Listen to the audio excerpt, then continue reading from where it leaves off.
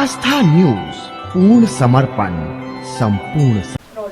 नमस्कार, आप सभी का स्वागत है आस्था न्यूज में। मैं हूँ अक्षिता गौतम। आज हमारे साथ है दशोरा पंच अध्यक्ष श्री कृष्णानंद जी दशोरे, दशोरा नवयुग मंडल अध्यक्ष श्री अनिल जी गुप्ता, दशोरा महिला मंडल अध्यक्ष श्रीमती रमा रवि गुप्ता एवं विप्र जगत पत्रिका के प्रधान संपादक श्री विजय अड़चवाल जी।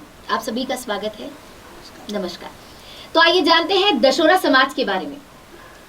कृष्णानंद जी, पहला सवाल मेरा आपसे है कि दशोरा समाज की उत्पत्ति कहाँ से हुई? वैसे दशोरा समाज का इतिहास बताता है कि दशोरा समाज जो है, दशोरा ब्राह्मण समाज था ये, और जामनगर से एक मंदसौर बुलाया गया था अभिषेक यज्ञ करने के लिए। वहाँ यज्ञ वगैरह सब संपूर्ण करा करके जब वापस लौटने लगे तो राजा के गुरुजी ने कहा कि इन्हें दक्षिणा के दिए बगैर आपको यज्ञ का फल नहीं मिलेगा, अतः इनको दक्षिणा किसी भी रूप में दी जाना चाहिए। तो उस समय के राजा ने एक विधि सोची और उन्होंने लड्डू के अंदर स्वर्ण रख करके हम लोगों को दशहरा समाज को दान दिया। तो जो बड़नगर में हमारे हाटकेश्वर भगवान है, जहाँ कहते हैं कि स्वर्ण 1.25 भार सोना प्रतिदिन निकलता था, जिससे हमारे दशहरा समाज के संपूर्ण जीवन यापिका चलती थी। ये बड़नगर कहाँ है? ये बड़नगर गुजरात में है सर। और आज भी वहाँ हाटकेश्वर मंदिर है, वहाँ जिस नित्य पूजा होती है। उसके बाद फिर अलाउद्दीन खिलजी का जब दिल्ली में शासन हुआ तो उन्होंने दशहरा समाज की महिलाओं को, युवतियों को पकड़ने हेतु 3 बार आक्रमण किया, परंतु वो विफल रहा। तब किसी घर के भेदी ने उन्हें कहा कि श्रावणी के दिन, श्रावण पूर्णिमा को सब लोग अपने जनेऊ बदलते हैं, उस दिन यदि शिवना नदी पर हमला किया जाए तो ये अस्त्र शस्त्र नहीं रखते हैं साथ में, सिर्फ उपासना करते हैं। उस समय हमला किया गया और जो शिवना नदी का पानी पूर्ण रक्तरंजित होकर के लाल हो गया था।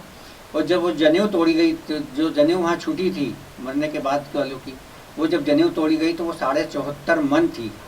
74.5 मन से ही श्री का आविष्कार हुआ है, क्योंकि जो हमारे लोग भागे थे उन्होंने 74.5 अपने अंक में लिखना चालू करा बही खातों में, और वहाँ से फिर हम पलायन करा हम लोगों ने। जिसको जो दिशा मिली उस तरफ बैलगाड़ियाँ लेकर के, कोई साधन थे नहीं, बैलगाड़ियाँ लेकर के इतने डरे हुए थे कि बहुत अंदर के भागों में चले गए।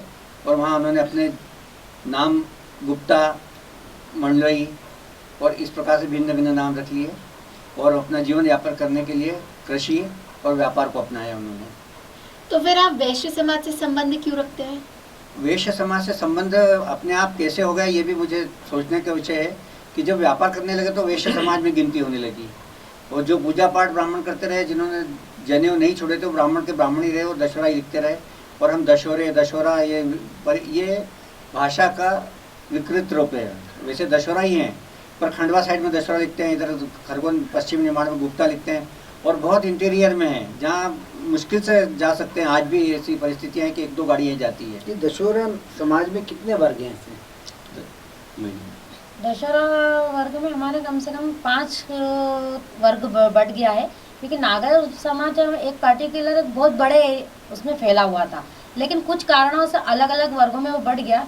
अब जैसे हम दशहरा नागर कहलाने लगे और कुछ प्रश्नोरा नागर बस गए, कुछ बीसा नागर हो गए, कोई चित्तौड़ा नागर के लिखने लगे, ऐसे अलग अलग वर्गों में विभाजित हो गए हैं नागर समाज। तो क्या आप नागर ब्राह्मण हैं? बेशक हम नागर ब्राह्मण ही है, पर कुछ लोग व्यापार कर रहे तो वो अपना व्यापार व्यवसाय छोड़ करके अपने जो उससे लगाव हो गया, जैसे वैश्य से, कि हम बनिए रहेंगे तो ज़्यादा वो रहेंगे, उस वजह से ये समाज में आज भी विसंगति है कि कुछ लोग जनेऊ धारण करते हैं, कुछ लोग जनेऊ धारण नहीं करते हैं। और इसके लिए एक अभियान हमारे उज्जैन वालों ने चलाया है कि सप्तमी को, जून महीने की सप्तमी में जो आती है, उसमें माता कुलदेवी पूजन मंदसौर में किया जाता है। वहाँ पर श्रावणी के दिन जनेऊ संस्कार कराया जाता है। अच्छा, ये जो 5 जो आपने वर्ग बताए हैं, उपवर्ग जो एक समाज के, तो इनमें 5 में अंतर क्या है? अंतर ये आया है उसके अंदर कि जैसे जो जिस एरिया में गया वहाँ के जो लोग अपनाते थे व्यापार, जो मतलब कर्म कांड जो भी करते थे, उन्होंने उस चीज़ को अपना लिया। उस कारण उन्होंने अपने जो नागर समाज का था उसका नामकरण कर दिया। इस वजह से सबके नामकरण अलग अलग हो गए हैं। नहीं, जहाँ तक सुना गया है कि वहाँ से जब खिलजी के भय, मुगलों के भय से जो भागे थे, कुछ चित्तौड़ में महाराणा प्रताप के, उसमें वो चित्तौड़ में मतलब शरण ली तो चित्तौड़ा कहलाए, और कोई गुप्त हो गए तो गुप्ता अपने आप को लिखने लगे। ऐसा भी क्या ये सच है? यह सच है। जो चित्तौड़ तरफ या उदयपुर राजस्थान की साइड जो भागे हैं, उन्होंने सिर्फ दशहरा लिखा और उन्होंने अपना ब्राह्मण द्वा कभी नहीं छोड़ा। अनिल जी, मेरा आपसे सवाल है कि आपकी संस्था ने कोरोना काल में समाज के हित के लिए ऐसे क्या क्या कार्य करे? कोरोना काल में हमारी संस्था ने समाज बंधुओं और कई अन्य समाज के लोगों को भी राशन वितरित किया, चिकित्सा सुविधाएं उपलब्ध कराई। इसके अतिरिक्त जो भी उनको सुविधा हुई लगी, उस प्रकार की हमने सुविधा उनको एट ए टाइम उपलब्ध कराई। इंदौर में ये दशहरा समाज की संस्था कितनी पुरानी है? यह संस्था दशहरा पंच जो थे, ये पहले पंच रहते थे, सब समाज वाले मिलकर के एक पंचायत निर्माण कर लेते थे। वैसी पंचायत हमारे 1920 से पहले की है। मेरे नॉलेज में जो आई है वो 1920 में हमने दशहरा पंच के नाम से एक भवन खरीदा था। उस समय उसको रजिस्टर करवाया था, उसमें दशहरा पंच है। तो ये 1900 के आसपास की है ये संस्था। पांचों वर्ग मिलाकर के इंदौर में लगभग कितने समाज के लोग हैं? लगभग 5000 घर होंगे सर, पांचों संस्थाओं को लगभग। पांचों वर्ग मिलाकर के। रमा जी, मेरा आपसे सवाल है कि आपने अपने कार्यकाल में ऐसे कौन कौन से कार्य करे जो समाज के हित के लिए थे? मेरा ये अभी मेरे कार्यकाल का अभी ये तीसरा प्रोग्राम अब होने वाला है शरद पूर्णिमा पे गरबा महोत्सव का। इसके पहले मेरे कार्यकाल में 2 प्रोग्राम हुए। सबसे पहले हुआ मेरा चलो मंदसौर यात्रा, हमने इंदौर समाज से लेके गए थे। मंदसौर में हमारा कुल देवी पूजन होता है ज्येष्ठ शुक्ल सप्तमी के दिन। तो सारे समाज लोग वहाँ पे इकट्ठे होते हैं और कुल देवी का पूजन करते हैं। तो उसके लिए हम अलग अलग वर्गों में जाते थे इंदौर से सभी से, लेकिन इस बार हम लोगों ने सभी को एकजुट किया और पूरी बस लेकर हम समाज को इकट्ठा कर कर वहाँ पर लेके गए और सभी ने मिलकर पूजन वहाँ पे किया। दूसरा हमारा हटकेश्वर जयंती हम हर साल मनाते हैं। इंदौर समाज में सभी समाजजन इकट्ठे होकर हमारे कुल देवता हैं जो हटकेश्वर भगवान है, उनका पूजन अर्चन हम करते हैं और सभी लोग मिलकर प्रसादी ग्रहण करते हैं। और तीसरा अभी मेरा जो कार्यक्रम आने वाला है शरद पूर्णिमा पे रविवार 9 अक्टूबर के दिन झूलेलाल मंदिर परिसर में यह कार्यक्रम रखा गया है। ये एक सांस्कृतिक प्रोग्राम है। इससे हम सभी समाज की बहनों को, सभी महिलाओं को एकजुट करने का प्रयास करते हैं कि अपनी संस्कृति को हम जिंदा रख सकें, और उसी लिए हम ये गरबा कार्यक्रम आयोजित करते हैं।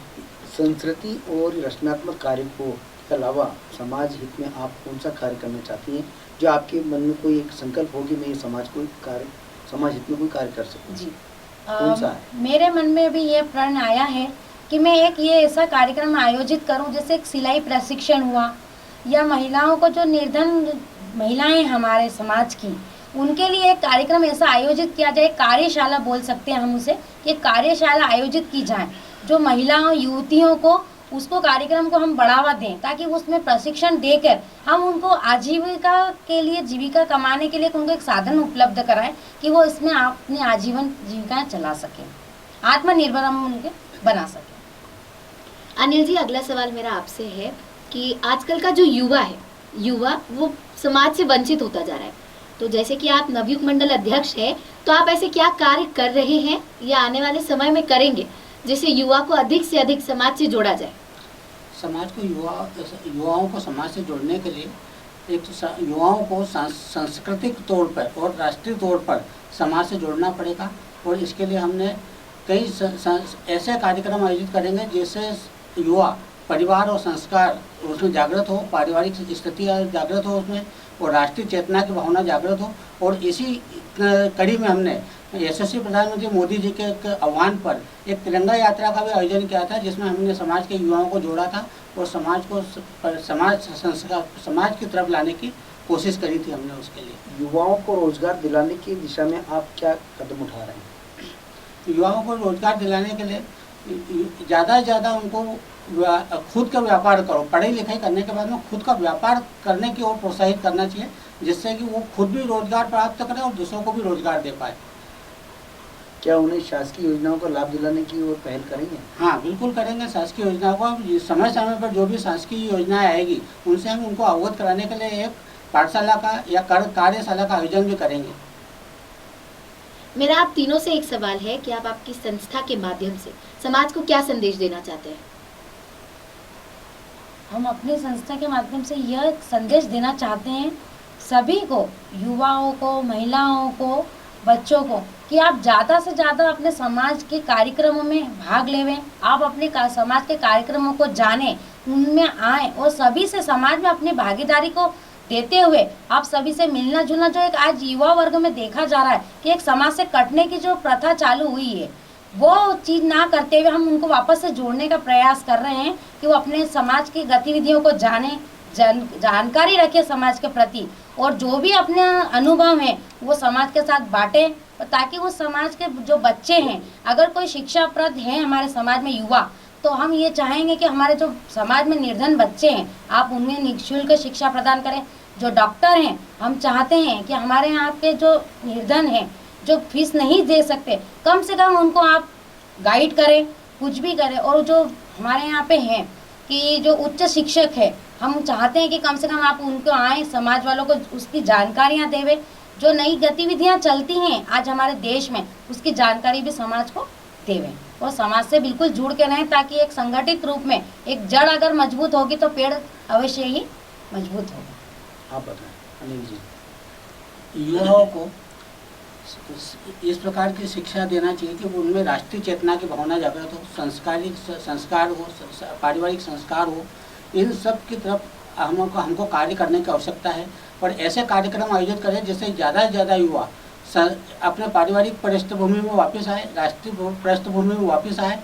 पढ़ाई एक अपनी जगह है, पढ़े उच्च अध्ययन करे वो, लेकिन उसके साथ में हमारी सांस्कृतिक धरोहरों को भी भूले नहीं, वो उनके प्रति भी वो चेतना जागृत होती रहे उनकी, मतलब इस प्रकार के कार्यक्रम हम आयोजित करें। इस सबसे ऊपर तो मेरा एक ही नारा है जो मोदी जी ने दिया है, सबका साथ सबका विकास। यदि हम सब समाज में एकजुट होकर के चलेंगे तो हम समाज को एक नई प्रेरणा, एक नया मार्गदर्शन कर सकेंगे और हम समाज को अपनी ऊंचाइयों को छूने में पीछे नहीं रहेंगे। मेरा एक अंतिम प्रश्न है, आप तीनों में से जो जिसको भी आता है, आप दशोरा नागर ब्राह्मण हैं जी, मूलतः जी, तो क्या ये ब्राह्मण समाज की जो संस्थाएं हैं जी, लगभग इंदौर में 49 संस्था हैं जी, तो क्या उन संस्थाओं के भी क्या दशोरा नागर ब्राह्मण समाज संस्था कुछ आप गठित करेंगे या उस संस्थाओं में मिलेंगे या फिर वैश्य समाज से संबंधित रहेंगे? देखिए साहब, समाज में सभी पांचों उंगलियां बराबर नहीं, उस हिसाब से समाज में अलग अलग मतभेद वाले लोग हैं। उसमें कुछ लोग तो सहर्ष स्वीकृत करते हैं कि हम ब्राह्मण ही हैं और वो ब्राह्मण समुदाय से जुड़े भी हैं, और कुछ लोग जो वैश्य बना रहना चाहते हैं उन्हें उसमें ही दिखता है तो वैश्य में पद ग्रहण कर रहे हैं संस्थाओं में। तो ऐसे चलता है, परंतु एक दिन उनकी बुद्धि स्वच्छ होगी तो वो अपने दशहरा ब्राह्मण को अपना फिर से अपनाएंगे, ऐसी मैं आशा करता हूँ और इसमें सबसे अपेक्षा भी करता हूँ। आप सभी का बहुत बहुत धन्यवाद हमें इतनी महत्वपूर्ण जानकारी देने के लिए। ऐसे ही देखते रहिए आस्था न्यूज़। देश के मामले